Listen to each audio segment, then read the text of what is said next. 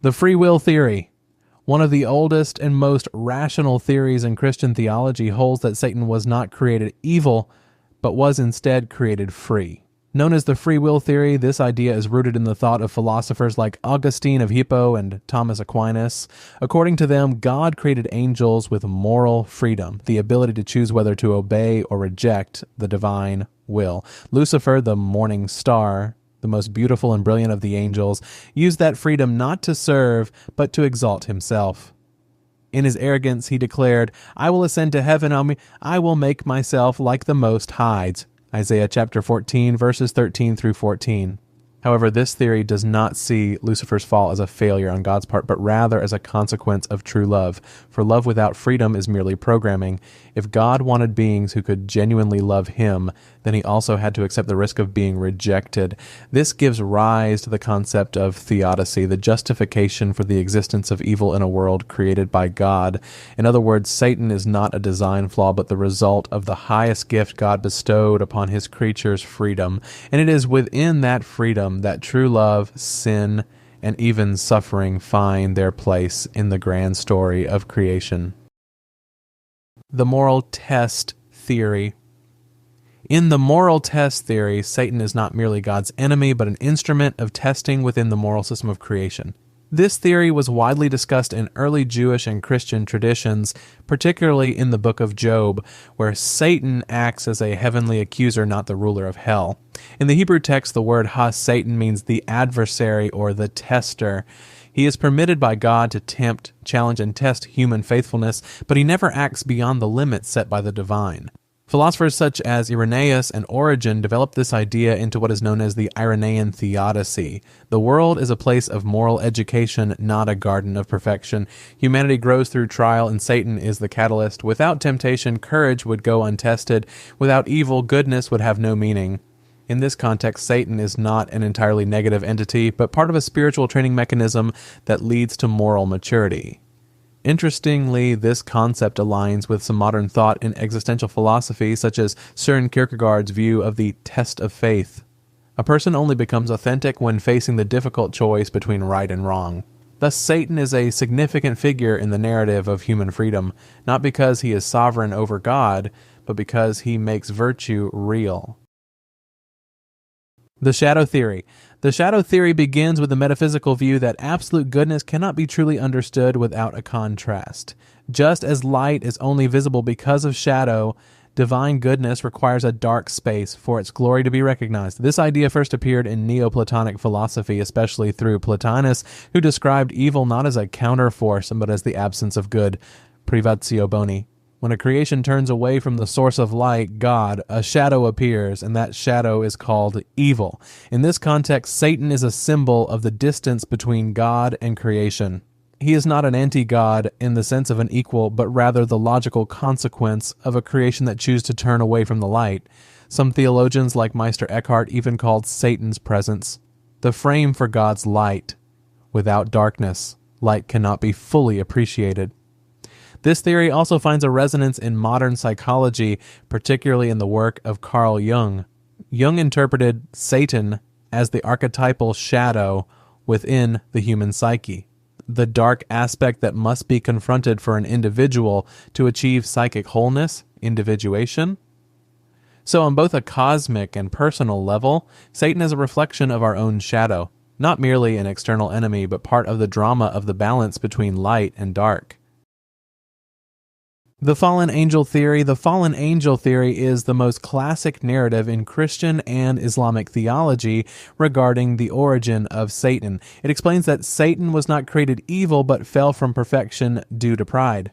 The roots of this story come from the books of Isaiah chapter 14 and Ezekiel chapter 28, which describe the morning star, Lucifer, as a beautiful being who attempted to make himself equal to God.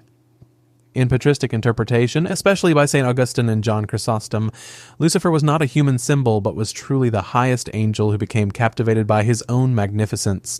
His fall was not due to a weakness, but to an excess. He was too intelligent, too beautiful, too aware of his own excellence. When he said, "I will ascend to the throne of the Most High," he transgressed the proper bounds of a created being and became the symbol of absolute pride. Thomas Aquinas later interpreted Satan's sin as occurring in the first instant of his consciousness, an instantaneous and irrevocable decision, because angels exist in eternal, not temporal, time like humans. In this view, God did not create evil. He created perfect freedom, and evil arose as a result of the misuse of that freedom. Lucifer, therefore, is not a monster from hell, but a heavenly tragedy, a perfect being who fell because he wanted to be like his creator. He is the timeless lesson that even the brightest light can become a source of darkness when it forgets that it is only a reflection, not the source. The divine justice theory. The divine justice theory portrays Satan not as an enemy running rampant, but as an agent of heavenly law, an enforcer of God's justice within the cosmic system. This view originates in the book of Job, where Satan, literally the accuser, appears before God not to rebel, but to test human loyalty under divine permission. He functions like a prosecutor in the heavenly court, ensuring that human faith is not hypocrisy. In post-exilic Jewish literature, this role evolved into the concept of a cosmic accuser, a being who challenges human integrity so that God's justice can be administered without bias. Some apocryphal texts, such as the Book of Enoch, even describe punishing angels who carry out God's command to uphold justice, though their actions may seem harsh in human eyes.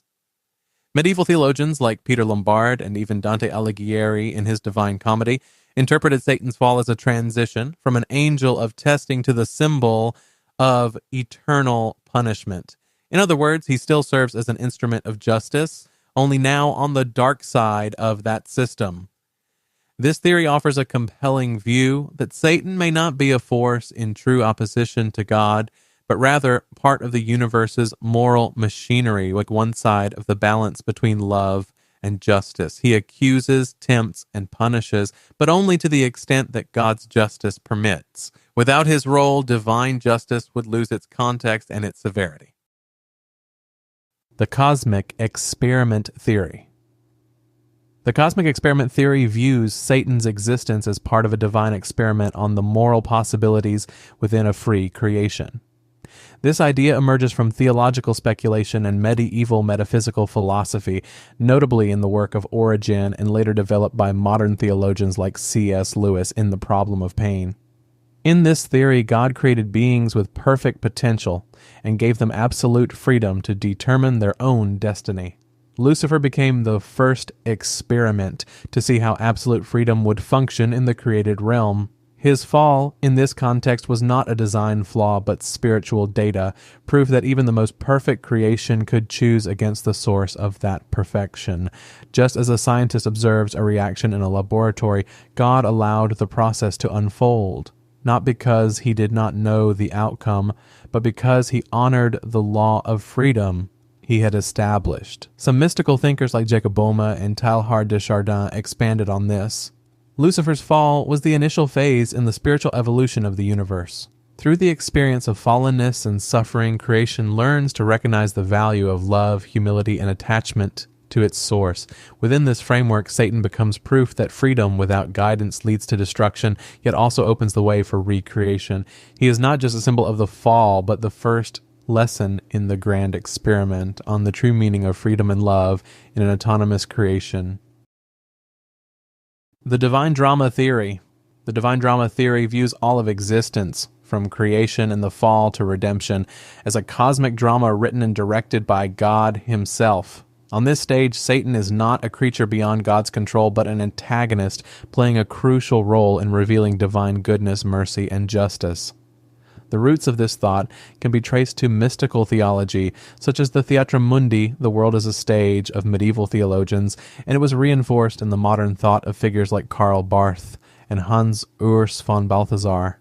In their view, human history is not a series of random events, but a divine script in which every character, including Satan, has a narrative function. Evil is no accident, but a dramaturgical element that highlights the meaning of redemption. In this drama, Satan serves as the central conflict that gives weight to Christ's victory. Without the fall, there is no redemption. Without temptation, there is no faithfulness. He is the catalyst that transforms God's love story into a heroic epic, where love conquers hate and light consumes darkness. However, this theory also implies something deeper, that even suffering and sin have been accounted for in the perfect divine plan. Like an actor on a stage, Satan plays his role with full intensity, but he remains part of a script that ultimately leads to one conclusion: the complete triumph of the Creator over all his creation. The reflected perfection theory. The reflected perfection theory proceeds from the idea that nothing is truly outside of God's control, not even evil. This theory grew out of the thought of Augustine and was refined by Thomas Aquinas, who argued that the existence of evil actually affirms the perfection of the created order. In their terms, Deus permitted mala fieri ut inde eliciat maiora bona. God permits evil to happen so that from it a greater good may emerge. Satan, in this view, is not a cosmic accident, but an inverted reflection of God's perfection. He demonstrates the extreme limits of freedom, and in doing so reveals the majesty of divine love and justice. Without rebellion, we would not know the meaning of forgiveness. Without sin, grace would not be so profound. In other words, Satan helps to reveal God's nature through contrast, just as a shadow defines the shape of light. Scholastic theologians saw this pattern in salvation history. From the fall of Lucifer came the redemption by Christ. From the cross came the resurrection. Even Satan's evil acts ultimately serve to fulfill a greater plan. He becomes proof that God is sovereign not only over goodness, but also over chaos, and that even through opposition, his will is accomplished. Thus, in this theory, Satan is not God's rival, but a paradoxical instrument of his perfection. In every fall, there's a reflection of the Creator's greatness, and that is the supreme divine irony of all creation. The spiritual evolution theory. The spiritual evolution theory views Satan not merely as an evil entity, but as a catalyst in the development of human spiritual consciousness. This perspective arises from evolutionary philosophy and modern mystical theology, particularly in the thought of Pierre Teilhard de Chardin and Jacob Boehme.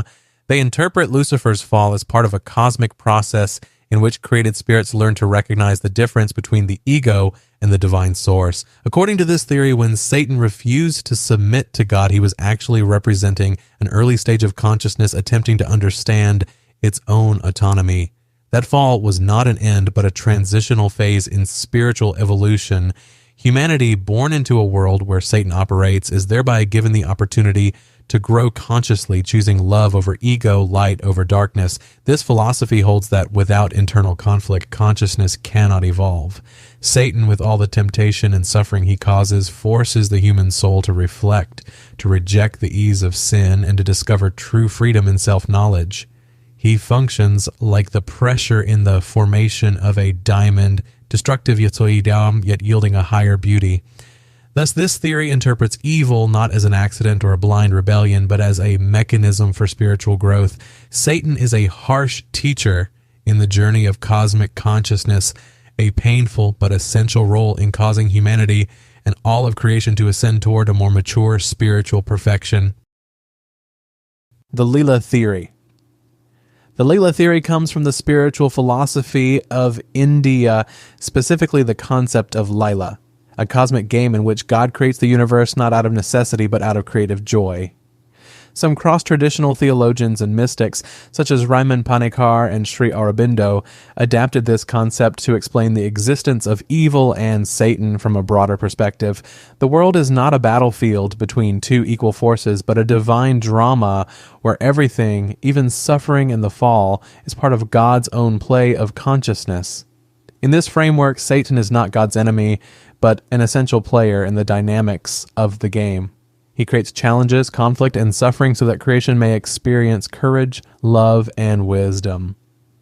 Without opposition, there is no story. Without danger, there is no bravery. God, through this play, allows living beings to experience the full spectrum of reality, from dark to light, so that their consciousness may develop and ultimately realize that all things come from a single source. Thus, Satan is merely a mask in the divine play, performing the role of the antagonist so that creation can understand the value of true goodness. When the game ends, when consciousness achieves union with the Creator, then God and Satan will no longer appear as two separate poles, but as parts of one perfect divine drama, the cosmos' game of knowing itself.